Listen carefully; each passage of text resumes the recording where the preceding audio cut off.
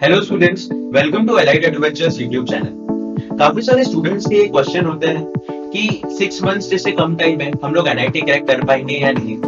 Sir, हमें कितने घंटे पढ़ाई करनी पड़ेगी, ऐसे कौन से टॉपिक हैं जो अगर हमने कवर कर लिए तो मेरा एनआईटी जो है वो क्रैक हो जाएगा। सर, मेरा एक जो दोस्त है वो 3 से 4 घंटे पढ़ाई करता है, उसे सारे कंसेप्ट समझ में आ जाते हैं, लेकिन फिर भी मुझे तो 6 से 7 घंटे पढ़ाई करने के बाद भी वही सेम कंसेप्ट समझ में नहीं आते हैं। सर, मुझे कितने घंटे पढ़ाई करनी पड़ेगी। और इंडियन कॉम्पिटिटिव एग्जाम की प्रिपरेशन में सबसे ज्यादा बार पूछा जाने वाला सवाल, सर लॉजिक क्यों नहीं क्लिक होता है। तो आज की इस वीडियो में मैं एक एक करके इन सभी बातों पर बात करने वाला हूं एंड इसके आंसर्स देने वाला हूं। तो बात करते हैं प्रेपरेशन की। तो बच्चों, प्रेपरेशन स्टार्ट करने का ऐसा कोई स्टैंडर्ड या स्पेसिफिक टाइम नहीं होता है कि अगर मैं कहूं कि अगर आपने इस टाइम से प्रेपरेशन करना चालू किया तो आपका एग्जाम जो है वो क्रैक हो जाएगा। ये डिपेंड करता है थोड़ा बहुत आपके पास नॉलेज के ऊपर। अब यूट्यूब पर ऐसे बहुत सारे लोग हैं जो इंटेंशनली और अनइंटेंशनली आपको मिसगाइड करते हैं कि वो लोग 3 मंथ्स 4 मंथ्स में भी आपका एनआईटी जो है वो क्लियर करवा देंगे, फिर भले ही आपने पहले कुछ भी नहीं पढ़ा और फिर बाद में आपसे अपील करते हैं ड्रॉप के लिए और आपको इन्फ्लुएंस करते हैं कि आप आपकी प्रेपरेशन उस सर उन्हीं के यहाँ से कंटिन्यू करो। खैर, हम लोग बात कर रहे थे कि डिपेंड करता है कि 9th 10th 11th and 12th में आपने अपना मैथ्स कितने अच्छे से किया है। बहुत सारे लोग जो होते हैं वो जेई की प्रिपरेशन करते हैं तो उनके बहुत सारे टॉपिक जो है वो स्ट्रांग होते हैं। स्ट्रांग नहीं भी होते हैं तो उन्हें एक बेसिक नॉलेज तो होता ही है। अब ऐसे भी बच्चे होते हैं जिन्होंने पहले कुछ नहीं पढ़ा होता है लेकिन फिर भी वो फर्स्ट अटेम्प्ट में क्लियर कर लेते हैं, तो उनका जो डेडिकेशन है वो बहुत अलग ही लेवल का होता है।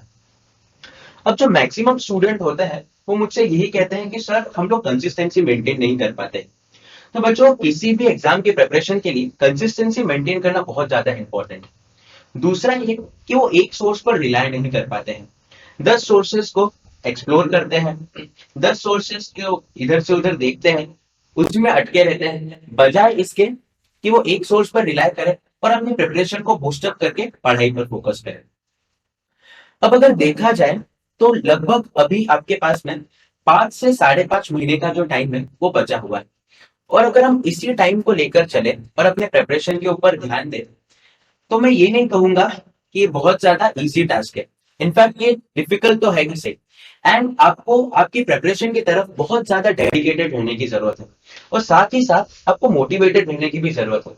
आपको हमेशा मोटिवेटेड रहना है, आपको हर दिन उतना ही मोटिवेटेड रहना है जितना कि आप प्रेपरेशन के स्टार्टिंग में थे, ताकि आप उस लेवल तक पहुंच पाओ कि आप एनआईटी जैसे एग्जाम को क्रैक कर सको और बाकी बच्चों से आगे बढ़ पाओ। अब अगर हम निमसेट की बात करें तो निमसेट का एक बहुत बड़ा पार्ट होता है मैथ्स। ये 600 नंबर का होता है। अब इन्हीं 5 या 5.5 महीने में अगर हम मैथ्स के इंपॉर्टेंट टॉपिक कवर करने की कोशिश करें तो हम कुछ इस टाइप से कर सकते हैं कि फर्स्ट मंथ हम लोग ट्रिग्नोमेट्री एंड वेक्टर कर सकते हैं। सेकेंड मंथ में हम लोग एल्जेब्रा के टॉपिक्स जैसे progression, binomial theorem, quadratic equation, ऐसे टॉपिक प्रिपेयर कर सकते हैं। थर्ड मंथ में हम लोग प्रोबेबिलिटी एंड प्रोबेबिलिटी डिस्ट्रीब्यूशन पर ध्यान दे सकते हैं। फोर्थ मंथ में हम लोग कोऑर्डिनेट ज्योमेट्री पे फोकस कर सकते हैं एंड फिफ्थ मंथ में हम लोग कैलकुलस पर ध्यान दे सकते हैं।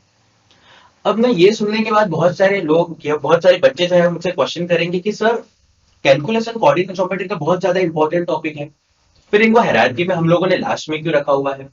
तो बच्चों, यस इट्स ट्रू, मैं मानता हूं कि कैलकुलस एंड कोऑर्डिनेट ज्योमेट्री बहुत इंपॉर्टेंट टॉपिक है, पर ये साथ साथ में बहुत ज्यादा लेंथी एंड टाइम कंज्यूमिंग भी है।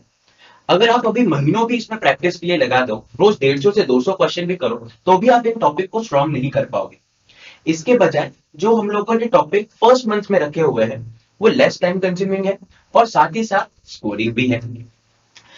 अभी जो टाइम है वो बहुत ज्यादा ना क्रूशियल टाइमिंग है। अभी हमें पढ़ाई तो करना है, पर साथ साथ में हमें हमारे लिमिटेड टाइम पीरियड के ऊपर भी ध्यान देना है। हमें ऐसे टॉपिक्स कवर करना है जिसमें कि हमारा लिमिटेड टाइम पीरियड में भी हम ज्यादा से ज्यादा प्रिपरेशन कर पाए और हमारा स्कोर जो है वो बूस्ट कर पाए। बच्चों, आपने माइकल शुमाकर के नाम तो सुना ही होगा। माइकल शुमाकर जो थे वो F1 कार रेसिंग के बेस्ट कार रेसर थे। वो अपने एरा में एक भी मैच जो है वो नहीं हारे। तो उनमें से क्या एबिलिटी थी, उनमें से क्या एक्स फैक्टर था जो वो एक भी मैच नहीं हारे। नो, बहुत टाइम तक तो ये एक मिस्ट्री ही बनी रही। फिर डीप एनालिसिस के बाद पता चला कि जो बाकी रेसर्स थे वो रेस में जब स्ट्रेट पाथ होता था तो वो तो एक जैसे कांस्टेंट स्पीड पे रहते थे, लेकिन जब टर्न लेते थे तो सारे रेसर्स अपनी स्पीड जो है वो कम कर लेते थे। लेकिन माइकल शूमाकर ऐसा नहीं करते थे। माइकल शूमाकर टर्न पे अपनी स्पीड और ज्यादा बढ़ा लेते थे और ऐसा ही करके वो बाकी रेसर्स को पीछे छोड़ देते थे। उन्होंने ये एक्स फैक्टर, ये एबिलिटी, ऐसी ड्राइविंग स्किल्स अपने अंदर पैदा करी जिससे कि वो बाकी रेसर्स को पीछे छोड़ पाए और इसी की वजह से वो आज तक एक भी मैच नहीं हारे।